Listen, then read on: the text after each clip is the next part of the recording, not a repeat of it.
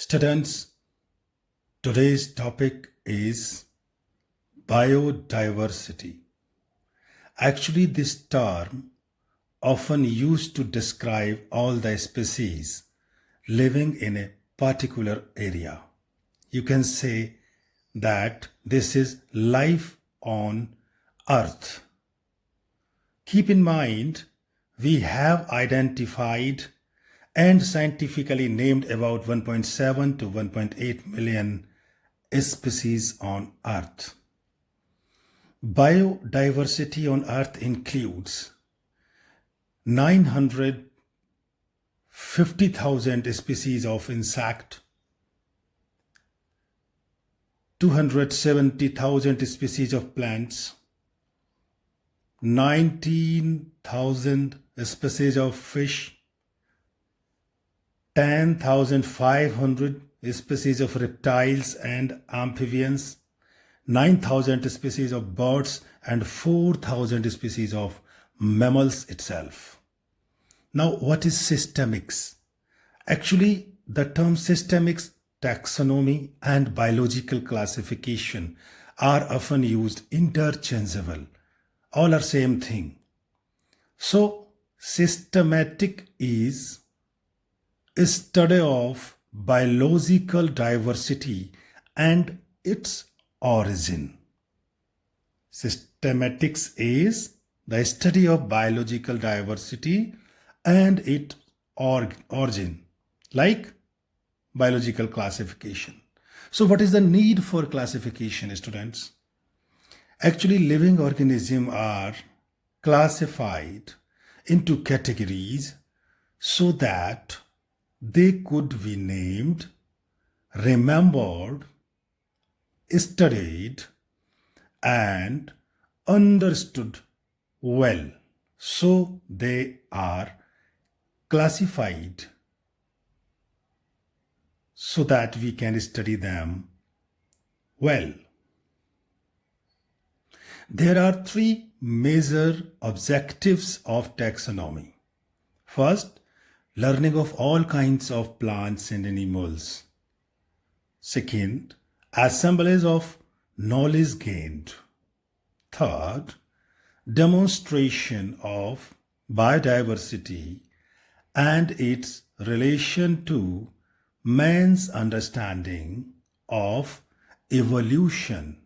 These are the three major objectives of taxonomy. Now, I am going to discuss about one of the most prominent scientists, you can say philosopher, Aristotle. He is also known as the father of biology and father of zoology. He divided that time all animals into two groups. First, without blood, and second one, with red blood. Anima and Aima. Got it? Animal with blood and animals without red blood. The second most prominent philosopher at that time was Theophrastus. He is also known as the father of botany. He divided the plant kingdom. You know, botany is the study of plant. So he divided the plant kingdom primarily into trees, shrubs, undershrubs, and herbs. Today, I am going to discuss three main systems of classification. Number one, artificial system of classification. Second, natural system of classification. And third, phylogenetic classification. First one is artificial system of classification. It is based on easily observable a single or a few morphological characters such as habit, color, number, form, or similar features. Example, linear system of classification. Second, natural classification.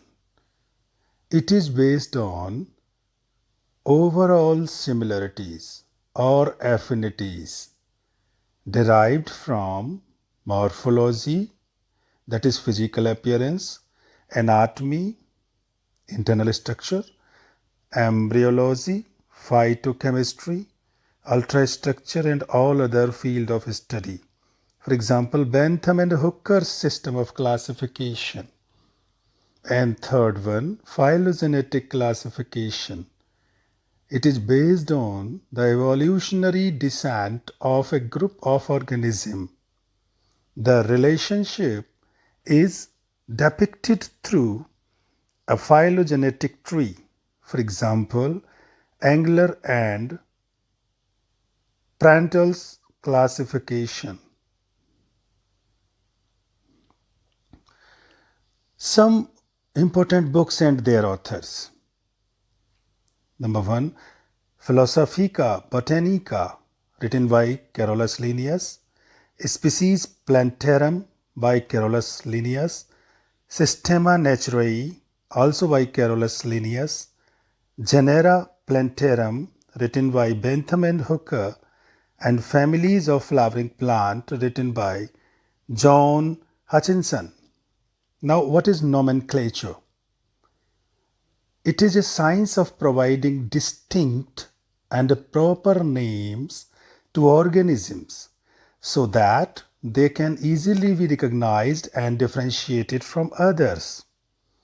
It is done by using rules and recommendations of the codes prescribed by different scientific bodies. So what are those codes? Let's study those codes. Number 1, ICBN, International Code of Botanical Nomenclature. ICZN, International Code of Zoological Nomenclature. ICNB, International Code of Nomenclature of Bacteria. ICNCP, International Code of Nomenclature for Cultivated Plants. And one more, ICTV, International Committee for the Taxonomy of Viruses. You will be amazed to know the types of name. Vernacular names. The names given to the organism in local language of that region is vernacular name. You can say local name. These names are invalid as they are not recognized universally. For example, Kandha is vernacular name of onion. Kandha in Bombay. Okay. Second type of names are scientific names.